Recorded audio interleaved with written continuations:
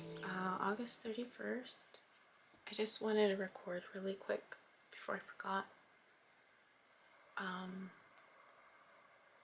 was getting ready. Took a body bath today. My hair is really I'm not using the conditioner you normally wear. Haven't been, so my hair looks it. And I was like, no, I'm not gonna keep. You know, I tend to be the ones that like keep using it and using it until it's completely done. You know, like I'm the kind of person that squeezes up the tube. Make sure, right? If something has a hole, I sew it back up. Especially if I really like it. But I really don't like how my hair just feels and looks. And I know it's the conditioner because it's Shafita, and so I'm just like, oh no, I'm gonna toss it. I have the good, like what I usually wear or use for my hair. I was like, oh, let me finish using it, but I don't wash my hair like every time I take a shower unless I was really sweaty. But even that, like, I could see my hair is struggling. So I tossed it. But I was thinking, what was I thinking about? Oh, because the shirt. So this shirt has like a little tag in the back. It was like, oh, every time I wear it, it bugs me, and I keep wondering, like, why don't I just take it off? Why don't I just take it? So today I was like, I would just take that sucker off. and I knew, I'm like, I don't care, I'm just taking it off. And left a little hole. I was like, I could just sew it up. I really like this shirt. But what it triggered in me, it's just the ripple effect of thoughts, like memories. I remembered when you came over. Oh, say Jesus Cisneros. When you came over, I don't remember which time it was, but I remember you were getting comfortable on my couch. We were getting ready to watch TV. And you see my towels, not towels, what they call them, las almohadas, the pillows, and they had the tag thing. You know, I don't take the tags off. Even when I buy clothes, like, I don't automatically take the price tag. I leave it on just in case I change my mind and I want to return it. Until I actually wear it, and then I'll take the tag off. But my pillows, they were new pillows. They'd been somewhat new. Yeah, they were new because we met like only a few months after I moved out. And I left them on. I remember trying comfortable. And it was bugging you. I don't remember if you asked me or if you just did it. I think you just did it because I just remember looking at you and thinking, oh, you're really comfortable. You're really muy a gusto, right? Muy a gusto. Like, you're just taking it off like you owned it. And I remember thinking, like, oh, you're really comfortable. And it didn't bother me. It was just this observation of, like, you're really comfortable. Like, you're just, not even, didn't even ask, it's no scissor. You're just taking it off all my pillows on my couch. And then as I was reflecting on that memory, the memories that followed right after, the scenes where we just kind of fell into these roles. We just fell into these roles of I made you a shake that day. Ice cream. I think it was like the first time I used the blender. I have a Ninja thing. I hardly ever use it because, I don't really cook fancy. And what I cook is it's the same thing. Like, I don't deviate from it because it's what makes my body feel good, right? And every once in a while I'll, like, entertain a new recipe, but la cocina siempre no era para mí. Like, I just knew the kitchen is not mine. Like, I do what I need to do, and then I just, But I remember how we fell into these roles, and I didn't realize it, or if it was just because it was my place, and it was my place, so I'm the hostess, right? and you were just kicking back watching TV, and I'm making you. I remember you asked for help. You asked if I needed help. I was like, no, just relax. And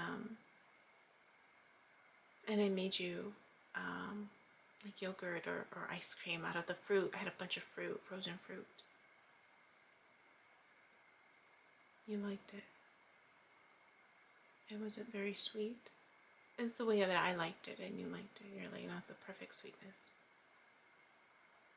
But I was just thinking about that, how we fall into these roles without even questioning, right? It's just what is expected of us.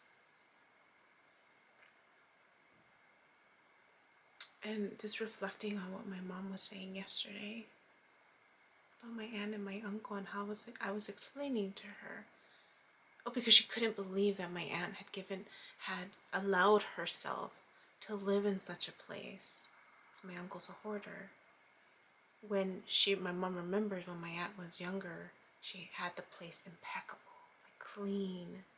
She couldn't understand how her sister had gotten into that situation, or how things had changed. And so I was telling her, oh, people change. And they're very rigid in their religious roles, you know? Who says what, right? Who gives permission? Who has the final say? So I was thinking about that a little bit more, and this realization that we fall into these roles because we think that's what's expected of us. And then when we're there, we realize we're not happy. Some of us, right? Not all of us, but some of us, most of us. And then we get upset, bitter, resentful. But we bottle it up because, what are the elders going to say? What are the church officials going to say? What is society, what are my friends going to think, right? What's my family going to say if I want something different? I was thinking about that. And even the course that I took, reflecting on that, and how we find ourselves then stuck in a situation, family situation, religious situation, we find ourselves stuck.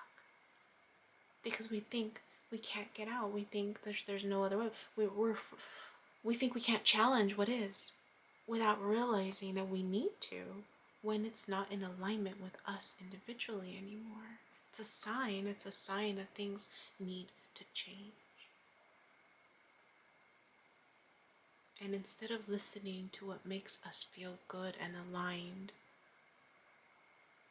we settle for what other people want of us, or what they say we should do, their value system versus our own internal value system, what feels good and right for us. I was thinking about that.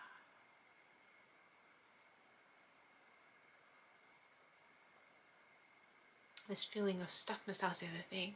Yesterday, at the end of the night, I was thinking about reflecting on the day and realizing the theme repeated itself. The cycle repeated. The video that I posted yesterday was replacing the feeling of stuckness. And that was what my mom and I were talking about. The feeling of stuckness with people who are hoarding, and how she felt it. And I'm sure, she was judging my uncle, and I said, there's reasons for why he's the way he is. Like, that's just, where his anxiety is and his fear. And she couldn't believe it. She just couldn't. Disbelief, right? From my dream. Disbelief. And I said, people change. The fear sets in, right? And supposedly, right? These are people of God. And we all are, right? Source. But religiously, right? There's this perspective that, oh, if you believe this, then all of your fears and worries, right, will go away. But when you hear the stories that are not shared, people make assumptions, and they don't know. They don't know what the individual person feels inside. They just assume, that everything's okay. When really, the person might be stuck, might feel like they're drowning and they can't get out of their situation because they're holding on too tightly to something that is no longer in alignment with them until they learn to let go. It's not easy.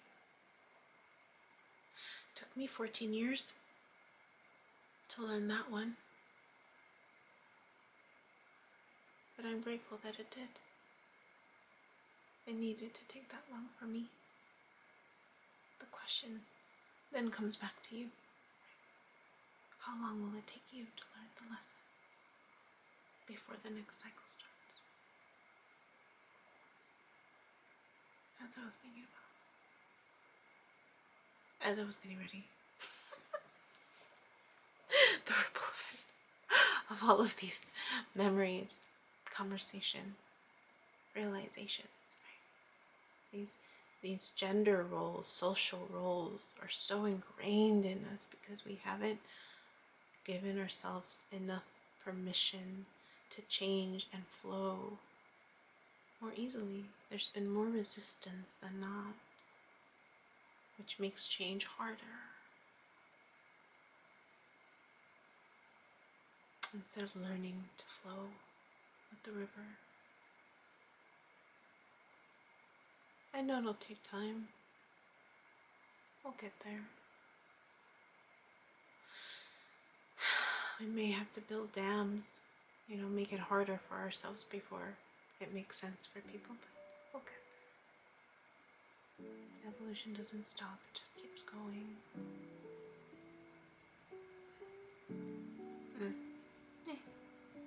That was my TED Talk for this morning. I need to get ready. Hey you, my name is Yubi and I use she, they pronouns, and you've just finished watching a clip from my video diary entries where I'm documenting my healing journey as I learn how to navigate my spiritual awakening. I have learned that this experience and process is unique to each and every one of us in whatever way we are embracing living our truth. This just happens to be my journey. And despite me having a graduate degree and a license in clinical social work, this by no means is intended to replace any type of formal mental health advice. This is just me on a personal level, shedding light on the truth that I am learning and discovering for myself as these experiences unfold, and really inviting you along for the ride. Please know that there is a time gap between when these videos post and my real timeline, and also that these clips build upon each other similar to chapters in a book. So if you find yourself lost or confused, feel free to click on the playlist section or the link below, where you can jump around, check out the other chapters, and or catch up. Also, please know that you're more than welcome to check out my website, www.youbecominghealed.com, where I've gathered all of this information, my background, experience, and education to create online self-paced courses to help you on your healing journey wherever you are. You're also more than welcome to check out my other YouTube channel at You Becoming Healed, where I've entertained a podcast, including clips from these courses so that I can make this content accessible to more and more people. Please click like, subscribe, and share this content so again it reaches more people, with the hopes that other people will resonate and connect with the healing journey and the stories shared so that they don't feel alone in their own process. I thank you in advance. I'm grateful to you, and I wish you well.